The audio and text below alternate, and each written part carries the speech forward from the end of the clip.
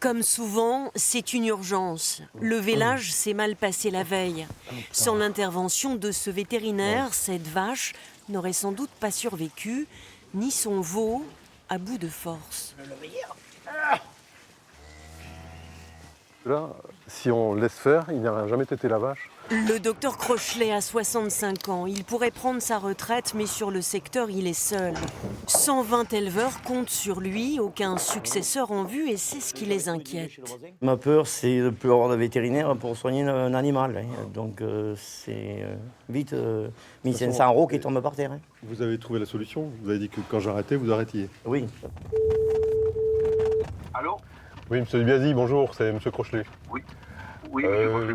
Je suis là dans 10 bonnes minutes, ça va? 37 ans que le docteur Crochelet sillonne les routes de Dordogne.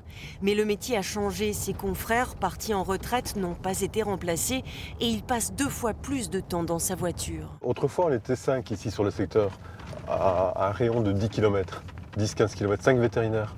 Maintenant, je me retrouve tout seul pour assurer le rayon de tous les vétérinaires existants à l'époque. J'arrive facilement à 200 km par jour. Ouais. La Dordogne est ce qu'on appelle un désert vétérinaire. Sur les 142 professionnels installés, seuls 23 assurent des tournées rurales. Les autres restent dans leur cabinet. Principale raison, un métier difficile, physique, qui n'attire plus les jeunes et des actes moins rémunérés qu'en ville. Désert médical, désert vétérinaire, le problème est le même, mais dans ce cas-là, ce sont les animaux les premières victimes. Aujourd'hui, on nous parle beaucoup de bien-être animal, tout ça, mais le vétérinaire, c'est très important. On a déjà rencontré des problèmes les week-ends quand il n'y a personne. Et nos animaux, on les voit souffrir et on ne peut rien faire, quoi.